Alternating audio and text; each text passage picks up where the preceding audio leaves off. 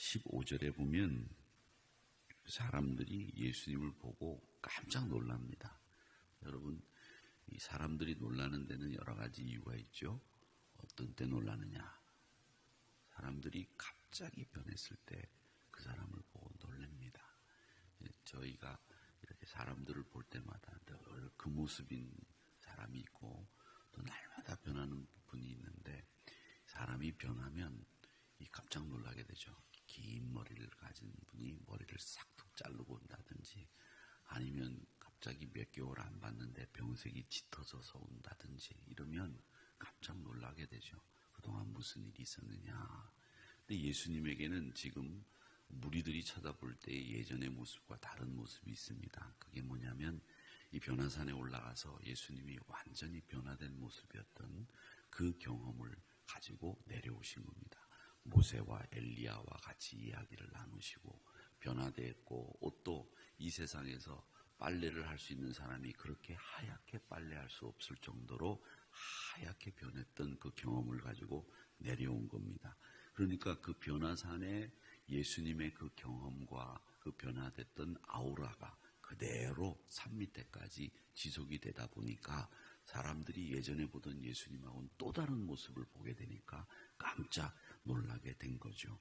자, 그런 일이 있고 난 뒤에 제자들이 남아있다가 밑에서 귀신 들린 아이가 있었는데 그 아이를 고치지 못해서 허둥지둥대고 있었던 겁니다. 그래서 예수님이 아이를 데려오라 이렇게 말씀하시고, 주님이 제자들을 포함해서 그 아버지 그리고 그 주변에 둘러선 사람들에게 뭐라고 말씀하시느냐면, 그 아이의 병을 고치고 야, 믿음이 없는 패역한 세대다 이렇게 이야기를 하십니다.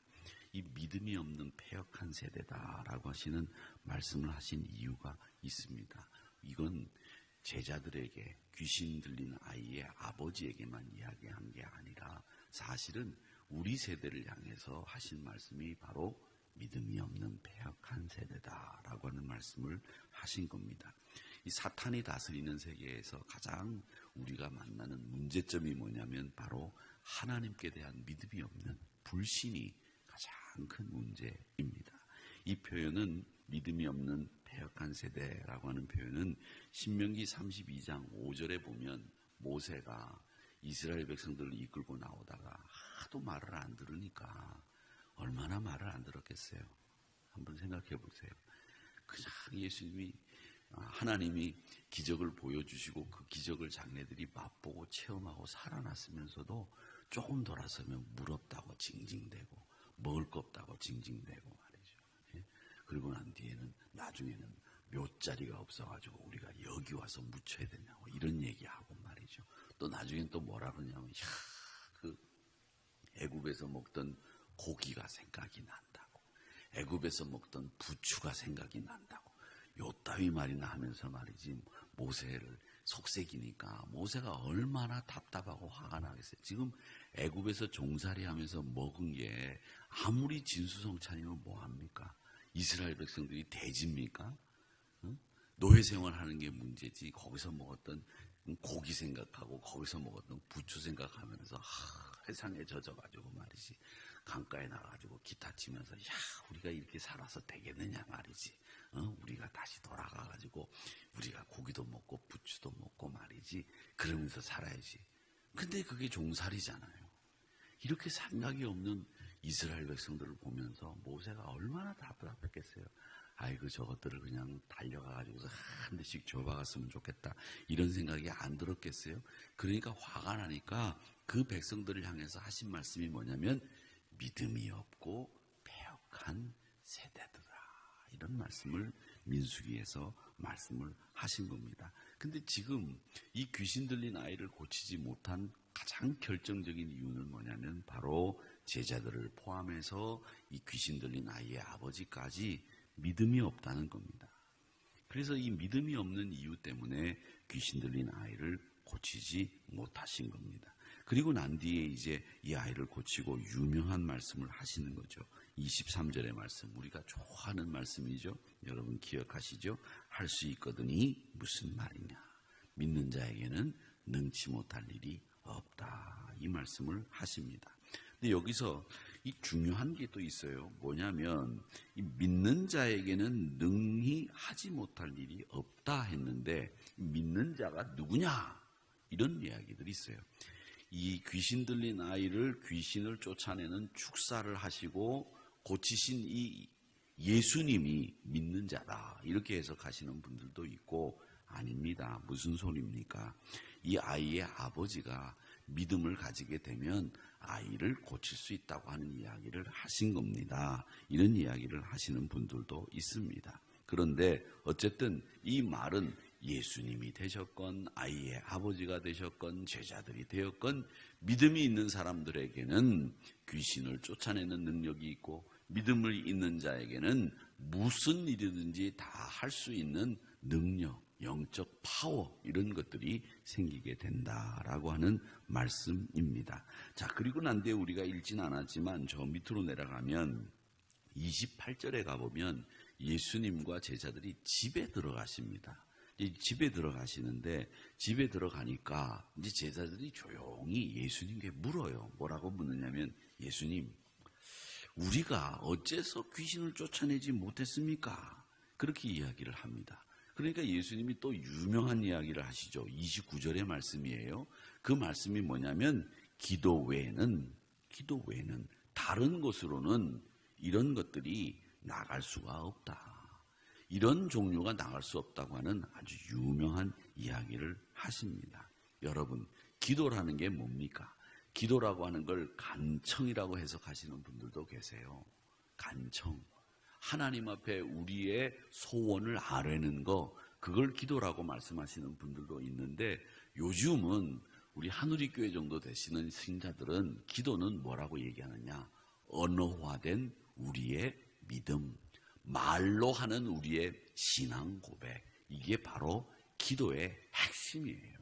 그러니까 우리가 하나님 앞에 막 뭐를 간청하고 간구하고 이런 것보다도 하나님 앞에 내 신앙을 말로 표현하는 것, 그리고 내 신앙을 하나님, 저는 하나님을 이렇게 믿습니다.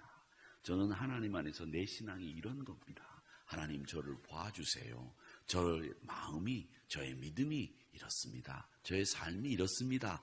이렇게 말로 하나님과 교제하면서 하나님의 은혜를 나누는 것, 그게 바로 기도라는 거예요. 그러니까 기도라고 하는 것은 여러분, 내가 하나님, 저는 이것도 없어요, 저것도 없어요, 이것도 주세요, 저것도 주세요, 이것도 기도입니다. 그러나 그거보다도 더 중요한 건 기도의 요소들이 여러 가지가 있듯이 우리에게 기도의 핵심은 뭘 달라고 간청하는 게 아니라 여러분 신앙을 하나님 앞에 언어화, 즉 말로 표현해서 신앙 고백하는 것이 기도에서 제일 중요한 요소 중에 하나다라고 하는 걸 알 수 있습니다. 그러니까 이 말은 뭐냐면 기도 외에 이런 종류가 나갈 수 없다라고 하는 말은 결국 뭐냐면 너 말로 할 수 있는 신앙 고백이 있느냐?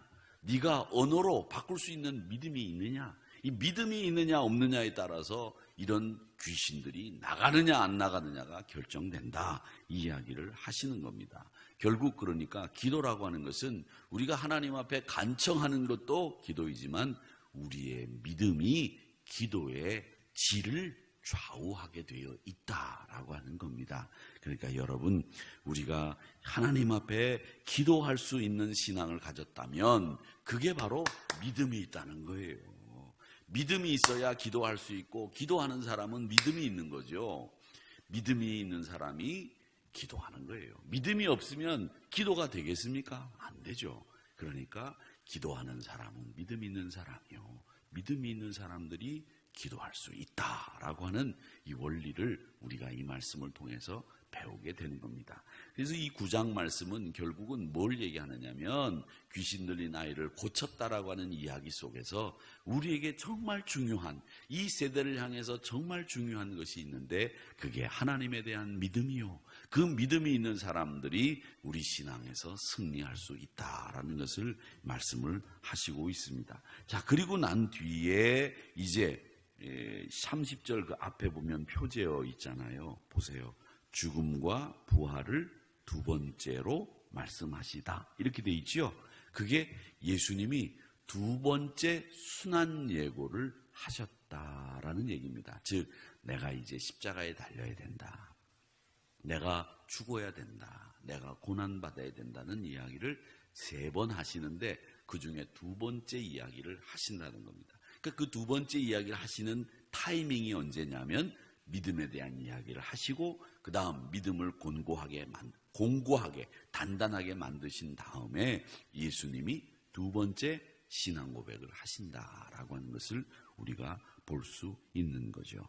여러분, 믿음은 우리 성도님들이 가지고 있어야 될 만능 해결키입니다. 여러분들이 가지고 있는 여러 가지 키들이 있지만 그 번호가 오직 하나, 믿음이라고 하는 번호를 가지고 여러분들이 하늘문을 여시면 언제든지 열리는 만능 키가 믿음이라고 하는 키라고 하는 사실을 꼭 기억하시면서 오늘 이 말씀이 우리에게 다시 한번 믿음의 소중함을 알려주는 말씀이다라는 것을 아시고 믿음의 승리자가 다 되시는 여러분 되시기를 주님의 이름으로 축원합니다. 아버지